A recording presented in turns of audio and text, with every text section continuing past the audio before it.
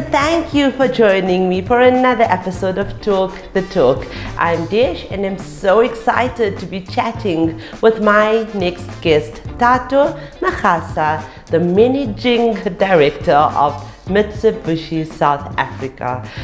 Tatu believes that employees are invaluable to the successful operation of the brand, or his brand in this case, and so make them feel that way.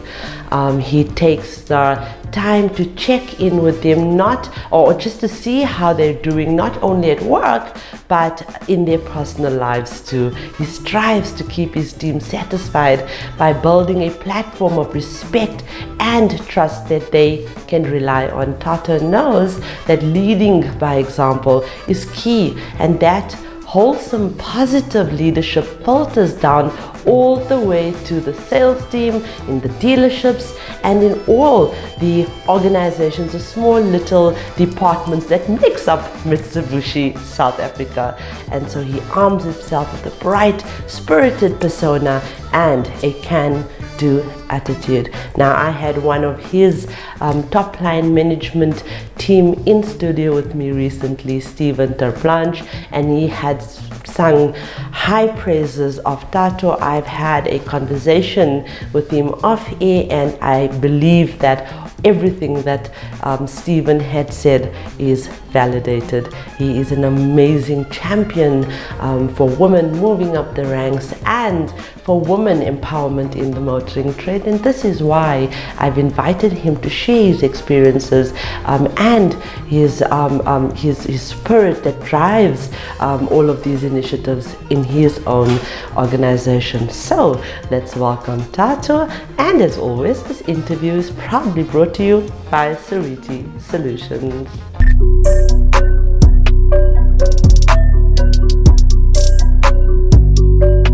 Hello, Tatu. Hello, Desh. How are you doing? I'm good. Thank you so much for joining us. No, thank you for having me here. You're welcome. Listen, there was so much more I wanted to say about you. I wanted to delve into your educational qualifications, your career, and all of that. But I think it's your humanity and the emotional side of you and everything else that was said about you that was more appealing for me to, or you know what, more attractive for me to share with my viewers. So that is why I did all of that. But now you're going to tell us more about yourself. Where did this all begin for you? Before I say that, I think that's just the nicest thing anybody's ever said about me.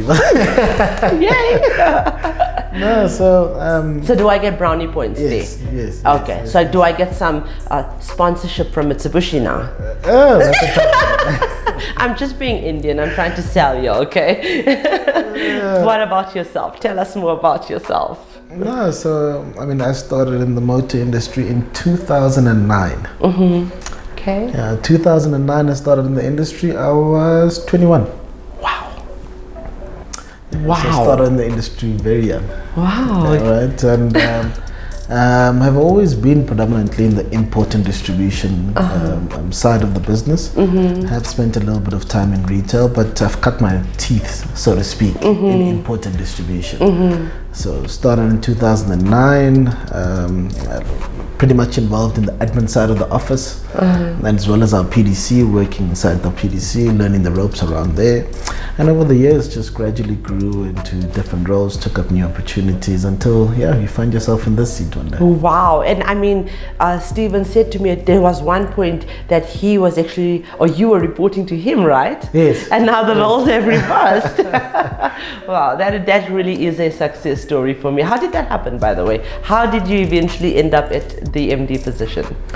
Yes, so just to that specific place and time that Stephen was referring to, for about 2 years in my career, I had moved out of automotive, but still servicing automotive. I went into consultancy in the ERP space. And then when I came back to automotive, because I'd predominantly been in my career in the vehicle side, as well as a little bit of time spent in the finance side as well.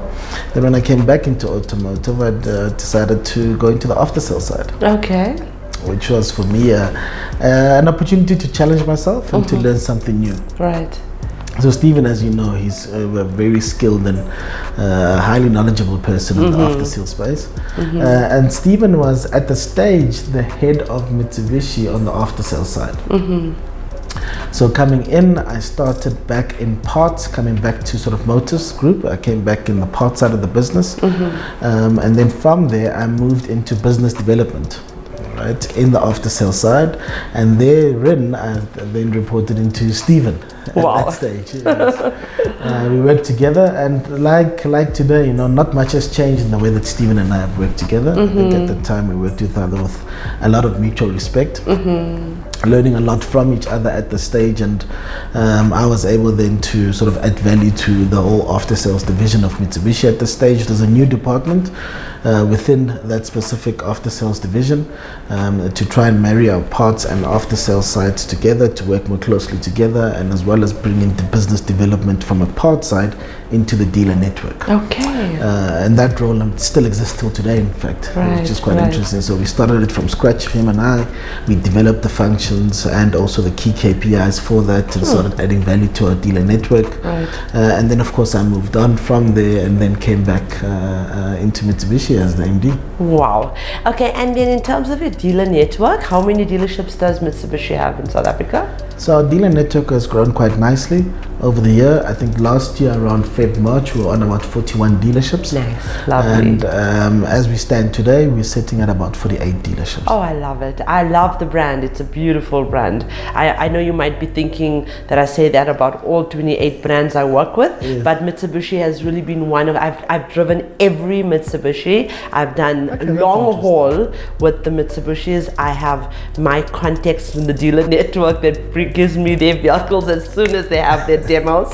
So yeah, the likes of Yaku Odendaal and Quibus, I drive, and obviously we have Nick Campbell that I work closely with as well. He's been a champion for everything that I do for many years now. I've interviewed him twice, I think, on my show. Yes. So yeah, it's a brand that I really do hold close to my heart. Beautiful brand. But you going to tell us why you love the brand so much?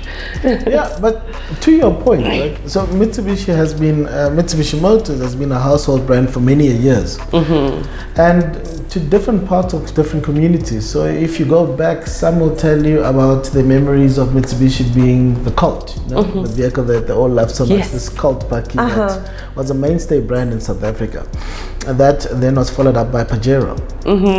You know, everybody knows the Pajero. Everybody loved the Pajero back in the days, and I remember also the old school transports, that L300. We used to call it a Husky bus. And that used to be our school transports back in the day, and that was a Mitsubishi as well. So there's many models in Mitsubishi which has really become loved in South Africa over the years, and that's why I'd like to refer to our brand as a legacy brand in most parts.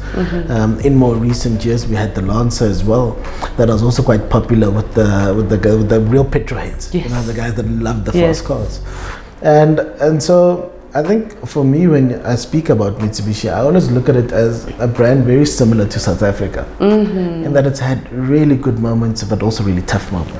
You know, and we've been able just to manage and sort of navigate through all the good and bad times. And if you look at where we are at the moment, I think our product range speaks to a different sort of time for the brand. Absolutely. Still keeping our DNA of being a four-wheel drive type brand, but you see a whole new different model range that you were never accustomed to with Mitsubishi. You're starting to see 7-seaters playing in the space of over 300,000 with our expander.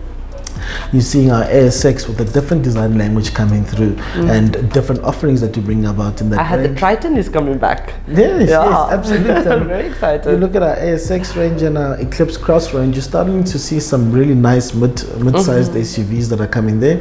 Our Pajero Sport, which has done really well as a large SUV last year, one that carved the Best Buy awards for vehicles in its class. So that is quite nice. It's a really good value for money money for what you're getting there in 7-seaters. And in our Triton range, what you'll see from us is that we're starting to bolster up the range quite aggressively. As you see, Triton is starting to make a comeback as well. We're starting to bring in our commercial range as well. We've recently launched the GL at 479,900, which is a really attractive price point for a double cab bakkie. Right. And later on in this year, we'll have our single cab out. So that will then bolster up our commercial range as well. And that will be then overlaid by what we still have in our lifestyle segments, which has done predominantly well for us. Triton 4x4 autos, 4x2, 4x2 autos in manual and auto. And also, of course, the Extreme Edition that you've seen, which has been quite popular over the more recent months. Right. I must say the one that stood out for me with all of the models that you have mentioned is the Legacy Colt. It's been a very popular a model with the Indian culture. My husband absolutely loved the Colt at that time. So yes, and then I'm hoping as well, which you have not mentioned anything about, when the Mirage made its exit, I was very upset. I loved the Mirage. So we are hoping for a bit of an entry-level cars for our youngsters and our pensioners. So we hope that this is going to be initiated, Mr. MD. Will you make a plan?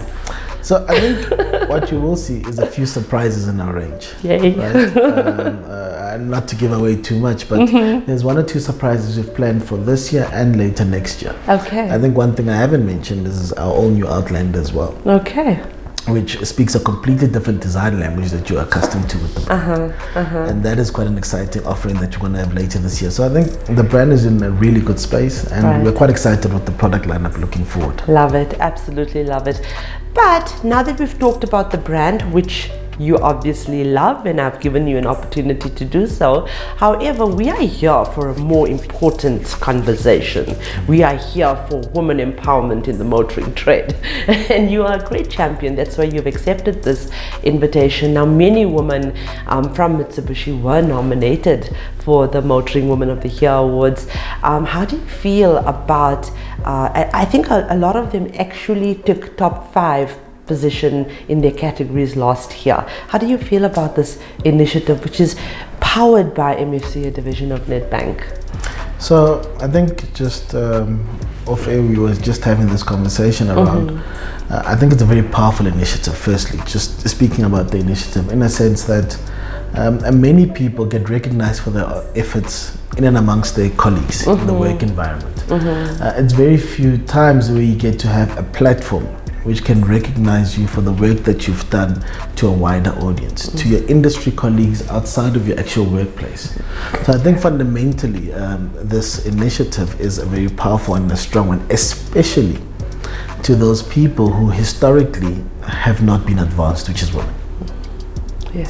So it gives us a great opportunity to really shine light on these women in our industries that have been here for quite some time.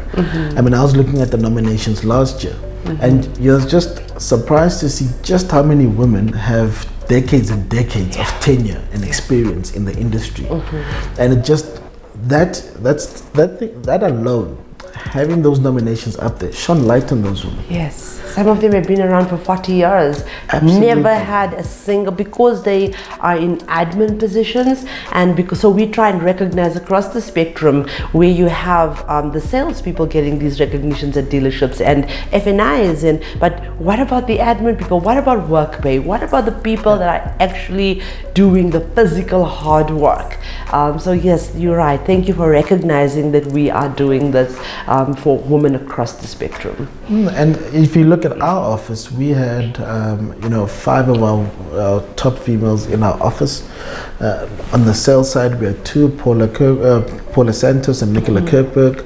On the after sales side, we had a head of parts and a head of after sales in Delian Becker as well as Sonia Bezerino, also they've been nominated. And we also had from our finance team as well, we had our financial director at that stage, Tanusha Pillay, also coming up and being recognized in those. So we're very proud of our office at that stage. Of having so many women coming to the floor. I mean, Delian, Sonia, all of those ladies. And remember, they were over 100. They were over 100 from Mitsubishi. We basically had to take the best of the best, and we had to these profiles are scrutinized, are screened, they are interviewed, they are investigated. So yes, even though they did not take the final or come out, take the top position or number one in their category, just being recognized as top 300 is a huge accomplishment.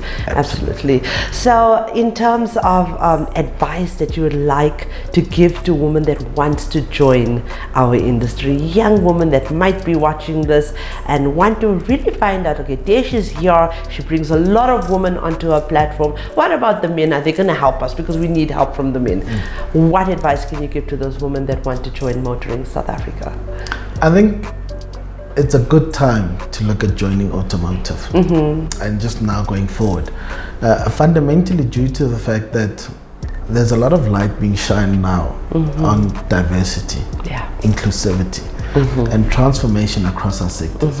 I think in today's day and age, we realize, and everybody should know, that you cannot survive if you're not diverse. Diversity builds resilience. It builds the type of skill sets you need to be able to weather storms. And in this kind of environment, we cannot afford to have industries that are not accommodating, not only accommodating, attractive as well, right? And inviting to people of various backgrounds. So I think for an industry which was, when you speak about cars traditionally on automotive, it was perceived as a very male-dominated industry, especially on the after-sale side as well.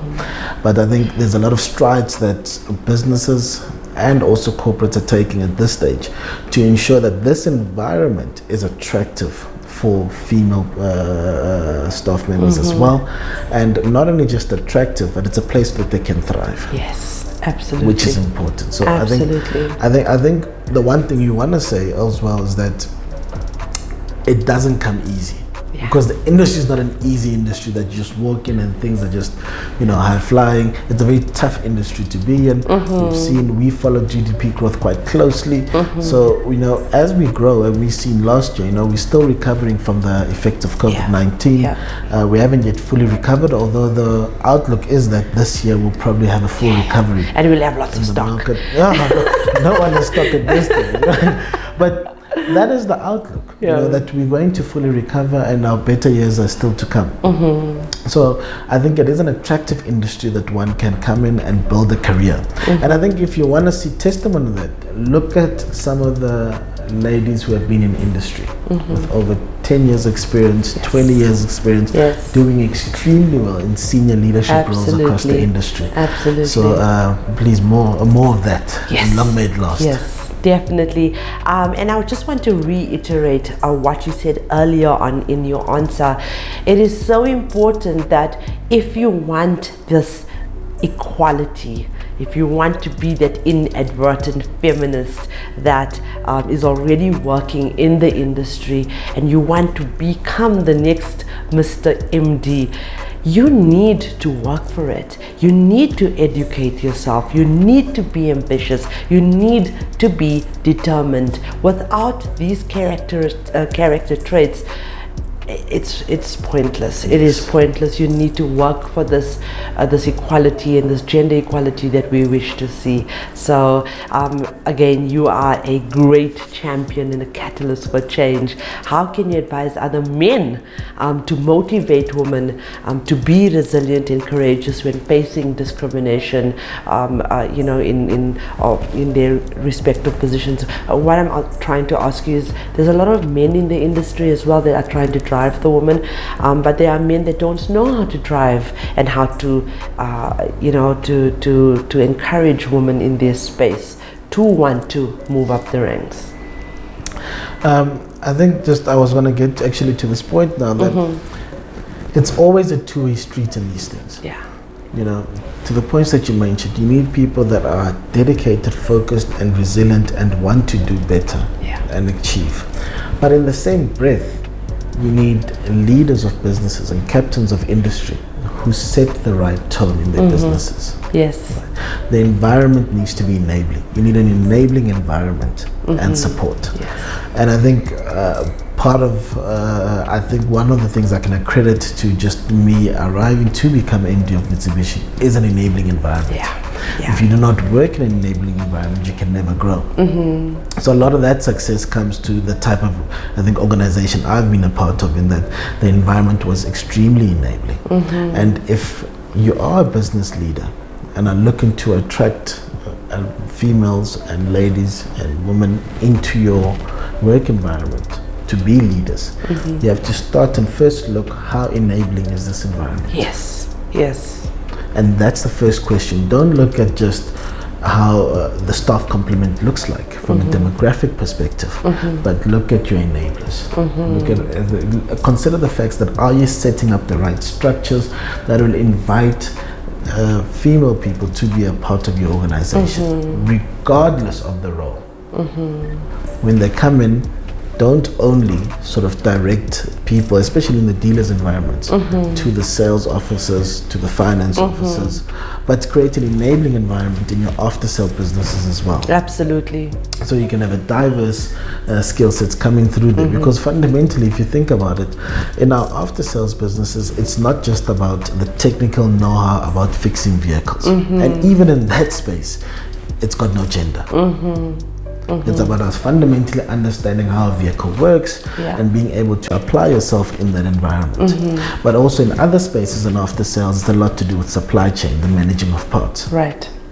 And you go to learning institutions, you find people across all races, all age groups, or males and females studying into those environments. But then most men sort of selecting to go into automotive rather than females. So we need to look at ways in which we create and make an environment that's enabling that. Absolutely. And then that brings me to say this: we need to set our women and our ladies, we need to set them up for success, not for failure. So it's important for us to be very conscious of everything that you've just said now. Thato, even though it is a still very male-dominated industry, I gave you the figures a little bit earlier. I think it's just above 300,000 males and under 80,000 females in the industry. What would you like to say to the young women who are passionate about motoring and want to be a part of this industry, in order to make them feel confident and capable of joining Motoring South Africa?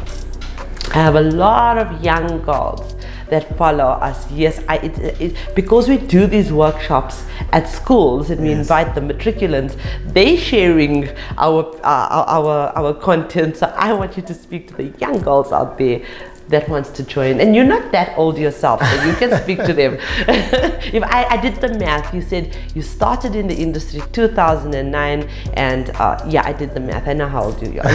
This is the youngest MD, okay, in Motoring South Africa. The notion about joining the motor industry shouldn't be one around looking at a car in itself and repairing cars and selling vehicles, but think about it as a big sort of corporate environment as well, in as much as it is a retail environment, in as much as it is a manufacturing environment. And within all those different spheres, there's opportunities across the spectrum. So automotive is a place that you can come in from a finance field, you can come in from a marketing field, you can come in from a creative field, you can come in from a technical field, and you can also come in from a very administrative field. Can I just add one to that? And people are not aware of this. We have plants in South Africa, the Toyota plant, and I'm not going to name other brands, but yes, many of them that actually have doctors on their plants. So you can come in from a medical perspective. There's so many aspects in which you can come in. So when you look at the world of automotive, don't only see it for the vehicle and the commodity in which we trade, but look at it as an industry and all the aspects of industry where you can come in and really grow. I think South Africa, in South Africa that the automotive industry is one of the top 5 biggest in manufacturing.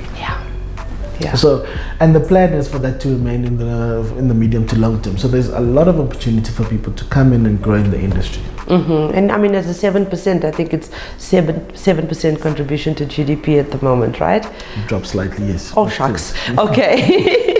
I mean, that alone can tell you what a powerful industry this is, and the diversity you spoke about earlier on can only positively impact the growth and the future success, so that we can become a 10% contributor soon. Absolutely. I go, leaving varsity and joining automotive and never leaving is testament about if you're in an enabling environment, right, there's always opportunity to grow. Yes, and myself as a journalist, I was investigative before I became a motoring journalist.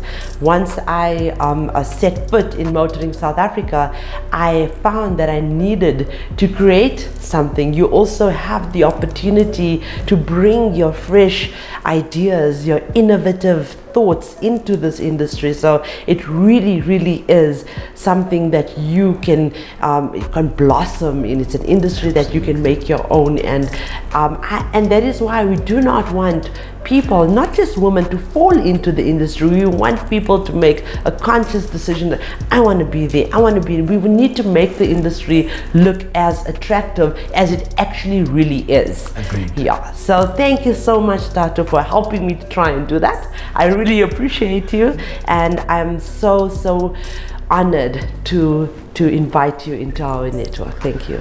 Thank you so much for having me. I think this is a phenomenal platform. Thank you. Just generally, and I wish you the very best as well as you continue on this platform, and we keep a close eye on it. We're always watching the interviews as well. So thank you very much for having me. It was quite an honor to be here. Thank you so much. And thank you, viewers. Thank you so much for watching, commenting, and sharing our interviews and our content. Our non-profit companies, the Motoring Woman of the Year Award, powered by MFC and Evo by Netbank, and the Talk the Torque Studios, powered by Sariti Solutions, are aimed at recognizing and celebrating the women of motoring South Africa. We are not just telling stories, we are changing lives. And together, we aim to empower and uplift the women of our trade.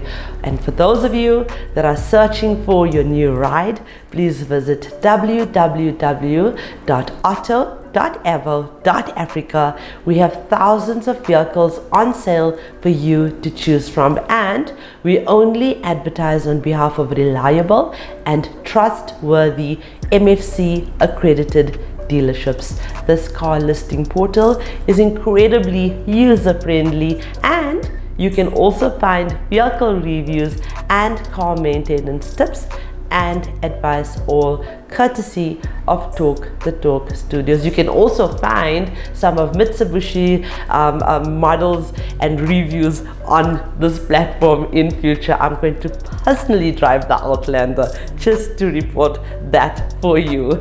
So, ladies, I just want to leave you with a little bit of a motivation piece just to get you through hard times, through challenging times, through tough times. It is so important for you to stay motivated.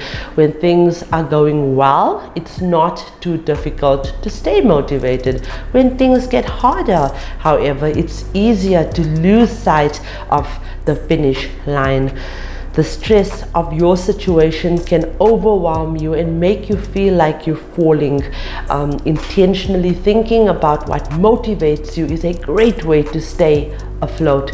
You can own your feelings, but still remember that you're capable of getting through this tough time. Your motivations compel you to keep trying. So keep trying, keep pushing, and always remember that you are special, you are unique, you deserve to have what it is that you aspire to be. And on that note, remember, the question should never be who's going to let me. It should always be who's going to stop me.